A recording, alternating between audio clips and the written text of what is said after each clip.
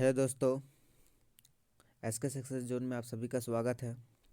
आज हम सेमेस्टर 5 के इकोनॉमिक्स थॉट ऑफ इकोनॉमिक्स में डेविड रिकार्डो के थॉट पढ़ेंगे, जिसमें से जो डेविड रिकार्डो का जो आर्थिक विचार है, उन्होंने मूल्य सिद्धांत एवं वितरण सिद्धांत पर किस प्रकार दिया है, उसके विचारों को आज हम अध्ययन करेंगे।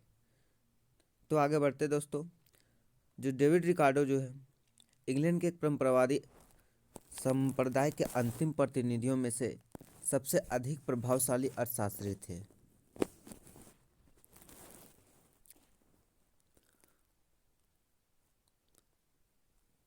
जो डेविड रिकार्डो हैं, इंग्लैंड के एक परंपरावादी संप्रदाय के अंतिम प्रतिनिधि थे, जो मतलब जो अंतिम प्रतिनिधि कर रहे थे, उसमें सबसे अधिक प्रभावशाली अर्थशास्त्री रहे थे। आर्थिक विचार के इतिहास में रिकार्डो के अत्यंत विवादग्रस्त अर्थशास्त्रियों की श्रेणी में शामिल किया जाता है। जो डेविड रिकार्डो थे, उनका जो अर्थशास्त्रियों ने अनेक प्रकार के जो विवादग्रस्त अर्थशास्त्री थे, उनके उनके श्रेणी में शामिल किया जाता है। ठीक है। एडम स्मिथ के भांति ही रिकार्डो ने अपना मूल्य सिद्धांत का प्रतिपादन किया था। जो एडम स्मिथ के ही भांति रिकार्डो ने भी अपना मूल्य सिद्धांत का प्रतिपादन किया था। एडम स्मिथ के ही मूल्य सिद्धांत को पूर्ण रूप से स्पष्ट नहीं कर पाया, परंतु एडम स्मिथ के ही भांति जो रिकार्डो थे, वो भी अपने मूल्य सिद्धांत को पूर्ण रूप से क्या कर नहीं पाए, स्पष्ट नहीं कर पाए। एडम स्मिथ के समान रिकार्डो ने भी उपयोग इंगिता मूल्य तथा मूल्य विनिमय मूल्य में अंतर किया है ना। और एडम स्मिथ के ही भांति उन्होंने उपयोगिता मूल्य तथा विनिमय मूल्य में अंतर किया। विनिमय मूल्य का अंतर के विनिमय मूल्य दो प्रकार के हो सकते, जो विनिमय मूल्य हो सकते हैं, कितने प्रकार के हो सकते हैं, दो प्रकार के हो सकते हैं।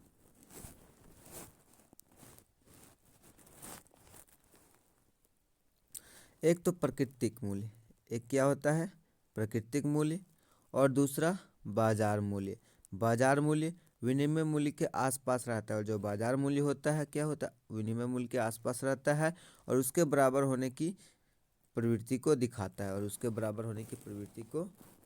है, तो आगे देखते दोस्तों। मूल्य के दो कारण हो सकते हैं। एक तो वस्तु की दुर्लभता है ना, एक तो वस्तु की दुर्लभता, और दूसरी एक वस्तु को उत्पादन करने में व्यय होने वाला श्रम, और दूसरी उत्पादन जो प्रक्रिया होती है उसमें जो लगे होते हैं श्रम है ना, वो। तो प्रथम को रिकार्डो ने अधिक महत्व नहीं दिया, परंतु जो वस्तु की दुर्लभता होती है ना, एक दुर्लभता होती है, उन्होंने रिकार्डो ने उसको महत्व नहीं दिया, परंतु एडम स्मिथ के ही समान श्रम को अधिक महत्व दिया है, और एडम स्मिथ को ही मूल्य का जो प्रधान है उसको माना है। चूँकि मूल्य का आधार श्रम की मात्रा है, अतः दो वस्तुओं के विनिमय की प्रकृति दर दोनों वस्तुओं के उत्पादन में लगने वाले श्रमों की मात्रा के अनुपात है ना। दो वस्तुओं का जो विनिमय दर होता है, वो दोनों वस्तुओं के उत्पादन में जो लगने वाला श्रम की मात्राओं का अनुपात होता है। विनिमय का सही मुख्य आधार होता है, और जो विनिमय का जो सही मुख्य आधार कौन सा होता है, तो उत्पादन में लगे गए श्रमों की मात्रा। परंतु रिकार्डो ने यह भी माना है कि विनिमय का यह मूल्य आधार समाज के विकास के साथ बहुत संशोधित भी हो जाता है, और समाज के विकास के साथ व्यक्तिगत संपत्ति का भी उदय होता है। उनका मानना था कि जो विनिमय का मूल्य है, वो आधार जो है समाज के विकास के साथ बहुत संशोधित भी हो जाता है। जैसे जैसे समाज क्या होता है, विकास करता है, उसी प्रकार मूल्य क्या होती है, बढ़ती है ना। मूल्य उसी प्रकार उसके पास संशोधित हो जाती है ना। और समाज के विकास के साथ व्यक्तिगत संपत्ति का भी उदय होता है, और समाज के विकास के साथ क्या होता है, व्यक्तिगत जो संपत्ति होती है उसका भी उदय होता है। अतः उत्पादन में पूंजीपति तथा भूमिपति का भी सहयोग हो जाता है, और उत्पादन में, है ना, पूंजीपति तथा भूमिपति का भी सहयोग हो जाता है। एडम स्मिथ ने विकास को ध्यान में रखकर मूल्य का लागत सिद्धांत को प्रतिपादन किया। और एडम स्मिथ जो थे, उन्होंने जो मूल्य का जो सिद्धांत था, उन्होंने लागत के सिद्धांत पर प्रतिपादन किया था, जिसे रिकार्डो ने संशोधित किया। क्या किया, संशोधित किया। रिकार्डो ने लागत सिद्धांत को एक श्रम सिद्धांत पर आधारित बताया, और जो एडम स्मिथ के जो लागत सिद्धांत था, और रिकार्डो ने उसको श्रम सिद्धांत बताया। वह मूल रूप में श्रम सिद्धांत का ही एक समर्थक थे। और मूल रूप से क्या थे डेविड रिकार्डो, वो श्रम सिद्धांत के समर्थक थे। उनके अनुसार लगान का मूल्य पर प्रभाव नहीं होता। उनके अनुसार जो लगान होता है मूल्य पर प्रभाव नहीं होता, क्योंकि मूल्य जो होता है वो लगान को निर्धारित करता है। ना कि लगान मूल्य को निर्धारित करता है, पूंजी रिकार्डो के अनुसार श्रम का ही एक रूप है। जो पूंजी है वो रिकार्डो के अनुसार श्रम का ही एक रूप है। पूंजी मशीन आदि के रूप में होती है। जो पूंजी होती है किसके रूप में होती है, तो मशीन आदि के रूप में होती है। इन मशीन आदि को बनाने में भी तो क्या लगता है, श्रम लगता है। और जो मशीन होती है उत्पादन के साधनों का जो मशीन होता है, उन मशीनों को भी बनाने में क्या लगता है, सबसे पहले श्रम लगता है। मूल्य का निर्माण श्रम से ही होती है। जो मूल्य का निर्माण जो होती है श्रम से ही होती है। कार्ल मार्क्स ने इस तर्क को स्वीकार किया था। और कार्ल मार्क्स जो थे अर्थशास्त्री, रिकार्डो के इस सिद्धांत का क्या किया था, स्वीकार किया था, है ना, कार्ल मार्क्स किया था। परंतु इस विचार में जो अनावस्थ दोष आता है उस पर भी विचार होना चाहिए। परंतु जो विचार है उसमें जो अनावस्थ दोष आता है, कहीं ना कहीं एक सिक्के के दो पहलू होती है। तो इस सिद्धांत के भी क्या थे, कुछ ना कुछ कमियां थे। इस कमियों को भी इस कमियों को भी दूर करने के लिए क्या होनी चाहिए, विचार होना चाहिए। इस प्रकार मूल्य के लिए श्रम ही बचता है। और इस प्रकार जो मूल्य के लिए कौन बचता है, श्रम ही बचता है। आगे देखते दोस्तों वितरण का सिद्धांत। तो वितरण का सिद्धांत हम पहले ही कह चुके हैं कि रिकार्डो के मुख्य रूप से वितरण संबंधी समस्याओं का अध्ययन किया था। जो रिकार्डो थे मुख्य रूप से वितरण संबंधी समस्याओं का क्या किया था, अध्ययन किया था। उसने राष्ट्रीय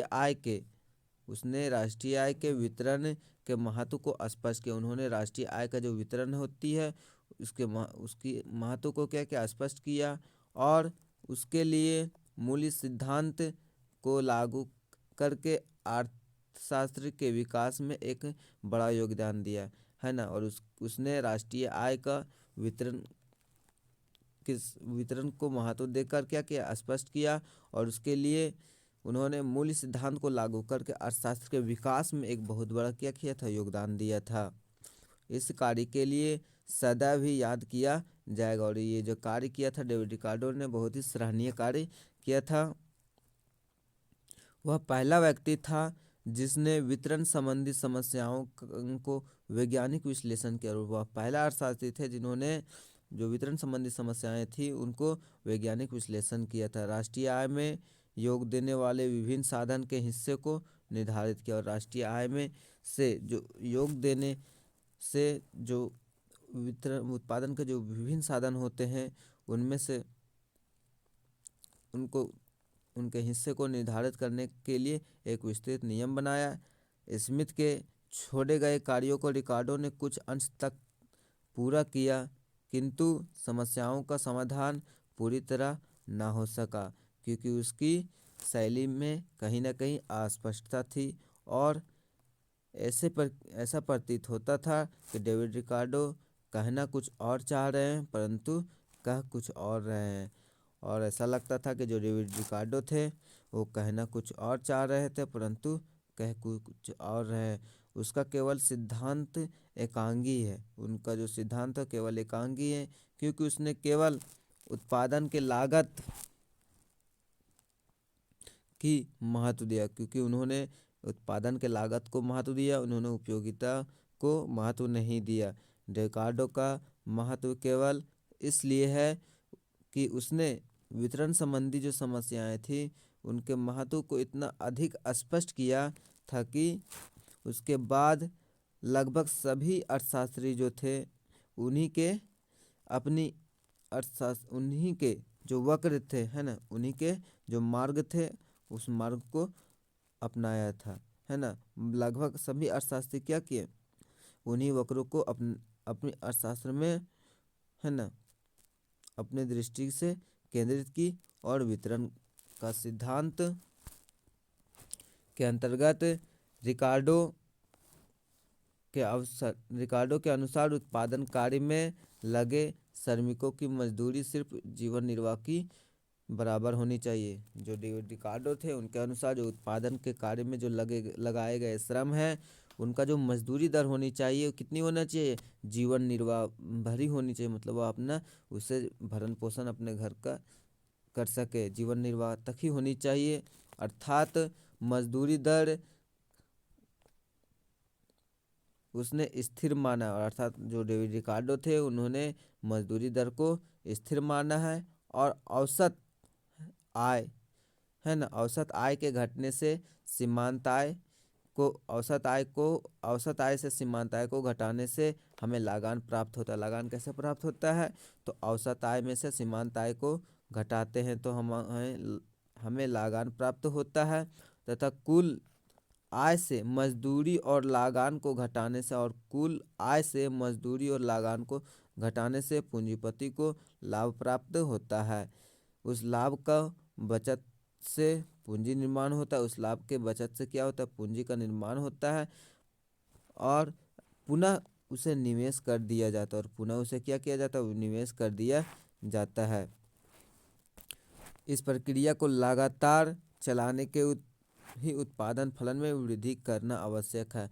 और ये जो प्रक्रिया है ना, इस प्रक्रिया को लगातार चलाने के लिए उत्पादन फलन में क्या करनी चाहिए, वृद्धि करनी चाहिए। यानी कि उत्पादन जो है, उत्पादन को साधनों को बहुत ही अच्छी तकनीकों का प्रयोग करके उन साधनों को कुशलतम प्रयोग किया जा सके, पूर्ण रूप से मतलब क्या किया जा सके, प्रयोग किया जा सके, तभी यह प्रक्रिया हमेशा चलती रहेगी। वरना क्या होगा, अगर उत्पादन फलन में वृद्धि ना किया जाए तो